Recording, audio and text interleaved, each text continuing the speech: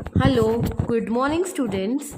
Today I am going to teach you Standard 7th subject English lesson number 4.1 under the Greenwood tree. Poet William Shakespeare. Students, we all are aware very well about William Shakespeare. He was regarded as the greatest writer in the English language. This poetry under the Greenwood tree appears in the Act 2, scene number 5, As You Like It. This is a famous play written by William Shakespeare.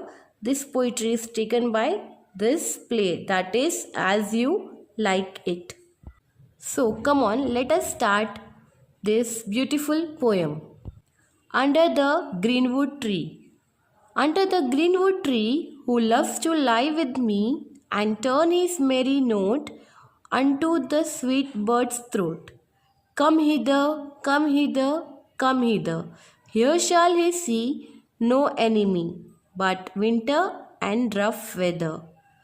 Who doth ambition shun and loves to live in the sun, seeking the food he eats and pleased with what he gets. Come hither, come hither, come hither. Here shall he see no enemy but winter and rough weather. William Shakespeare. Students, now let us understand this poetry with explanation of stanza one by one. Under the greenwood tree, who loves to lie with me. Students, here greenwood means forest. So, under the forest, who loves to lie with me. Now, here in this line, lie can be the meaning of to stay or to lie down with me or to join with me. So, the poet is saying, come and join with me and turn his merry note. What is the meaning of merry note? It is a cheerful sound unto the sweet bird's throat. We are all aware about the bird sound, right? It is sound like merry, very cheerful sound. Come hither, come hither, come hither. So here, hither means here. It is an old English word. This poet has been used in this line. So hither means here. So come here, and come here. Here shall he see no enemy. No enemy. Now here the poet is saying there is no enemy. Always we can see in our surrounding that people keep on fighting in their daily routine. They fight with their brother, sister, or they fight with their friends. They fight on very silly reasons, right? So here the poet is saying there is no enemy in the forest, but there is only winter and rough weather. Poet believes that the life in the forest is more comfortable, and he is inviting all of us by telling them the pleasures of life in the forest. He also says that whoever wants the birds to sing his beautiful songs through their throats, he must come to forest, that is in the greenwood tree. In the forest there is no enemy. As in the human society, there are many people enemies of one another, right?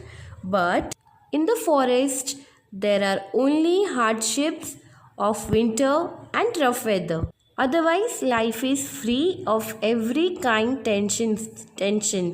There is no tension as in the human society. Only the winter and the rough weather is the hardship here.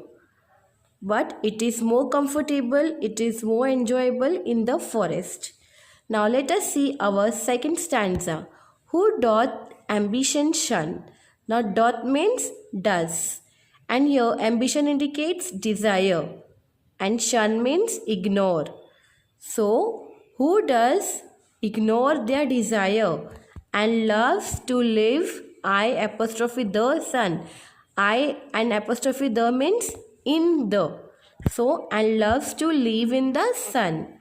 Seeking the foods he eat and pleased with what he gets. Come hither, come hither, come hither. Now here in the second stanza, poet is going on describing that what are the benefits of living in the forest. He also says that first blessings of living in the forest is that it gives freedom from extra desires of a person. All that a person keeps wishing in the human society is not possible in the forest. Secondly, every time there is an open sky and glares of sunlight which are no less than blessings of God. He also adds that a person living in the forest only needs food to remain alive. And here too, there are no extra choices. He has to remain content on whatever he gets to eat. He has to rely on the things, on the food, whatever he gets, he had to eat that only. He cannot wish, he don't have any extra choices. And the last line, that is, here shall he see no enemy but winter and rough weather. That is our third stanza. Here again, poet tell us that in the forest there is no enemy for the persons as in human society, but only winter and rough weather are the two challenges in the forest. There is no other challenges as in the human society. Now, the lesson given by William Shakespeare to us is this: the poet William Shakespeare expresses his emotions regarding the life in the forest. According to him, the life in the forest is closer to nature and free of every kind of envy and cruelty. A person who lives in the forest also becomes able to ignore his extra desires also and look only for the food to eat.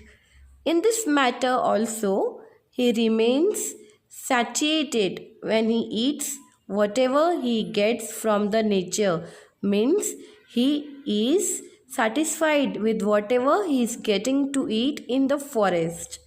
But he has to bear upon his head the rainy weather and winter, because the tree may not provide perfect shelter from them. But even then, the life is much better than the life in human society. Thank you.